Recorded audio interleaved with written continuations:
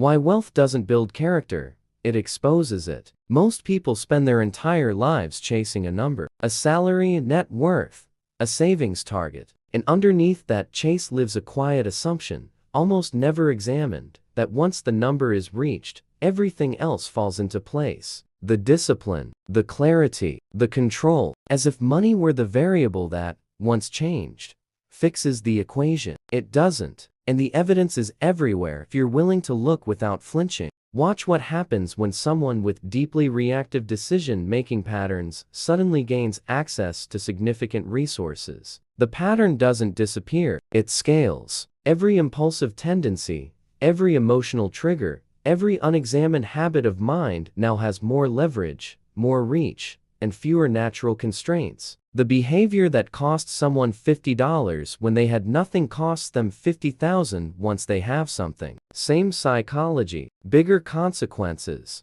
There is a principle recognized across military strategy, ancient philosophy, and modern behavioral science that describes this phenomenon with uncomfortable precision. External conditions amplify internal structure. They don't create it, which means that everything you are hoping resources will fix in your life, if it hasn't been addressed internally, won't be fixed by the resources. It will be funded by them. This is not a comfortable idea. It directly challenges the dominant narrative in almost every corner of financial culture, the one that treats self-discipline as a nice bonus rather than the actual foundation. Most financial content teaches tactics, portfolio allocation, income streams, leverage strategies. Almost none of it addresses the psychological architecture that determines whether any of those tactics survive contact with real pressure. Consider the decisions you've made under stress, the financial moves that felt urgent and necessary in the moment, and,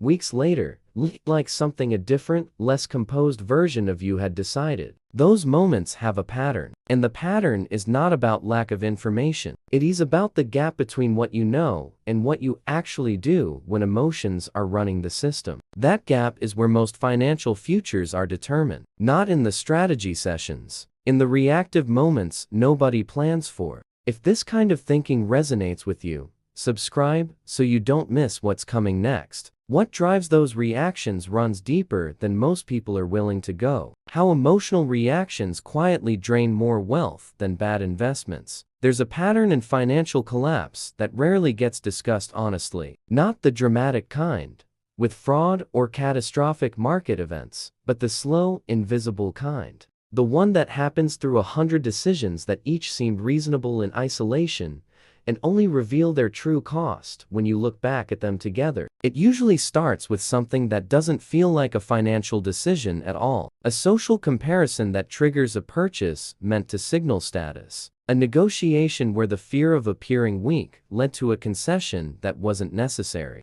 A business decision made not from strategy, but from the anxiety of looking indecisive to people whose opinion, on reflection, didn't warrant that kind of influence over a major financial choice. Behavioral economics has documented this extensively, though it frames it in terms of cognitive biases rather than the psychological architecture underneath. The real story is simpler and less flattering. Humans are extraordinarily vulnerable to status pressure, loss aversion, and the compulsion to appear in control even when making choices that undermine actual control. And those vulnerabilities don't diminish with access to more resources. They find larger stages. There is a practice documented in certain warrior traditions and later absorbed into various schools of strategic thinking that has direct application here.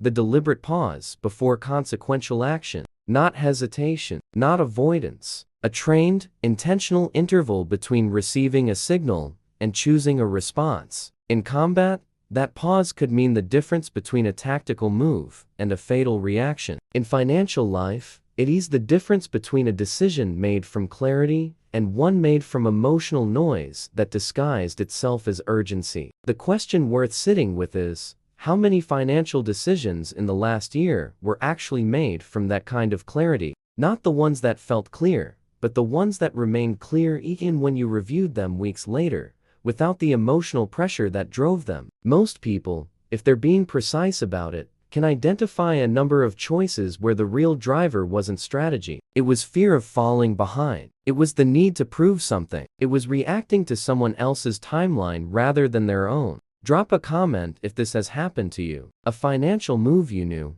somewhere underneath, wasn't the right moment, but made anyway. What governs those moments is more systematic than it looks, and it's worth understanding the mechanics. Why the person who needs the deal less almost always gets the better one. There is something that happens in high-stakes negotiations that no course on negotiation tactics fully captures, because it operates below the level of language. It's not about the offer on the table. It's not about the terms being discussed. It's about the signal each party is broadcasting before a single number is spoken. The signal is simple. Who needs this more? And the answer to that question, communicated through posture, pacing, how quickly someone responds, how much they explain when they haven't been asked to explain, determines the outcome of more negotiations than any specific tactic. Because once one party senses that the other party needs the deal more, the balance of the conversation shifts. Not dramatically, not with announcement, but completely. This dynamic appears in commercial negotiations, in salary conversations, in real estate, in partnership discussions. It appears anywhere two people are determining relative value, which is to say, everywhere. And the party that consistently performs better in those environments is rarely the one with the more refined technique. It's the one whose internal state doesn't depend on a particular outcome to remain stable. Ancient Japanese military philosophy identified this as a core principle. Composure in the face of uncertainty is itself a form of strength, not because it pretends the stakes are low, but because it demonstrates that the individual's capacity for judgment doesn't collapse under pressure. That demonstration changes how the other party calculates. It changes what they believe they can extract. The practical application is not about performing detachment. Performed detachment is transparent. It is about doing the internal work before the negotiation begins. Specifically, knowing with precision what you are willing to accept and what you are not, and being genuinely at peace with walking away from everything outside that range. When that clarity exists internally, it communicates externally without any deliberate effort. The exercise is concrete. Before your next important negotiation, define your minimum acceptable outcome and your ideal outcome. Then spend 5 minutes genuinely accepting the possibility that you leave with nothing. Not as a technique, as a real internal position. That shift alone changes the energy of the room in a way that no scripted tactic can replicate. If this content is sharpening something for you, a like. It helps this channel reach the people who are actually ready for this kind of thinking. What happens to someone's external positioning when they stop seeking validation goes further than negotiation rooms.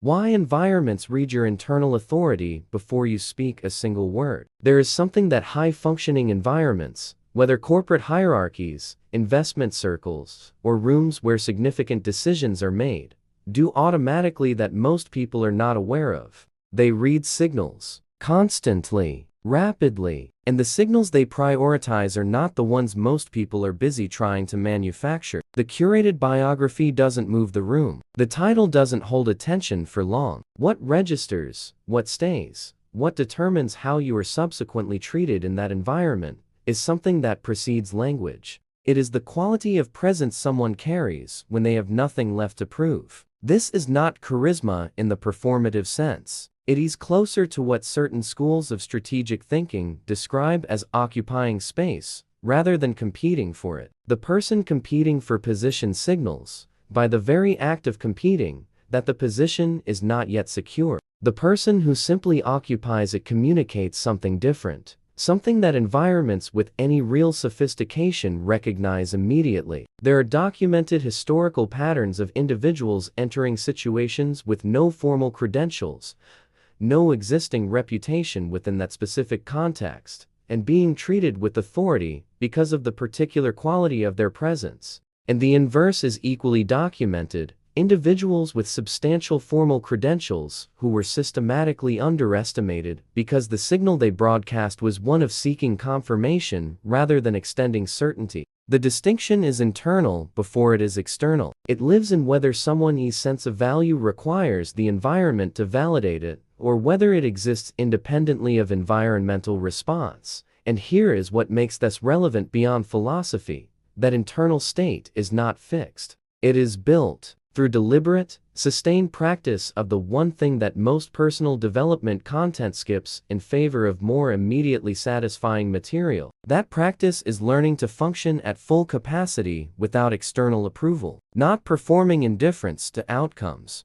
genuinely developing the internal infrastructure that allows clear thinking, stable judgment, and composed action regardless of what the environment is returning in any given moment. The question that demands an honest answer is not inspirational. It is diagnostic. In the environments where you most want to be recognized, what exactly is the signal your presence is sending before you open your mouth? What if the real test of internal authority is who you are after the loss? No framework for internal authority is complete without accounting for the moment nobody plans for, but everyone eventually reaches. The moment when the external structure collapses, the revenue disappears, the position is eliminated, the partnership fails, the market moves decisively in the wrong direction, and everything that was being held in place by the accumulation is suddenly no longer there to do the holding. That moment is not a test of financial strategy. It is a test of identity architecture.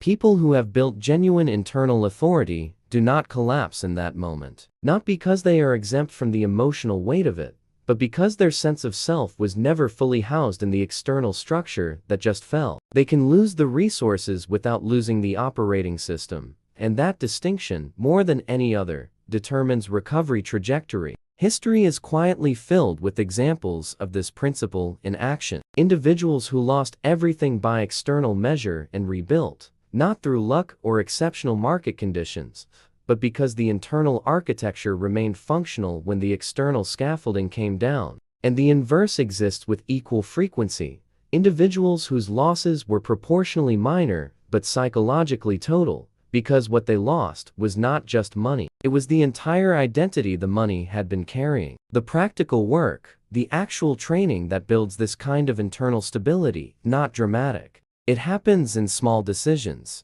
It happens when you choose to pause before reacting to financial news, when you delay a purchase to examine whether the drive behind it is aligned with your actual values, or with anxiety about status, when you sit with uncertainty long enough to let your response come from judgment rather than fear. That interval, the space between what happens and how you respond, is the location of internal authority. It either exists there or it doesn't. And every financial environment, every negotiation, every room where decisions about opportunity are being made, reads that interval before it reads anything else you bring. If this video shifted something in the way you're thinking, subscribe to the channel, turn on notifications so you don't miss what comes next, and leave a comment telling us which part of this conversation landed hardest for you. Because the question that remains is the one that was always the real question. If money amplifies exactly who you already are, what are you building inside right now?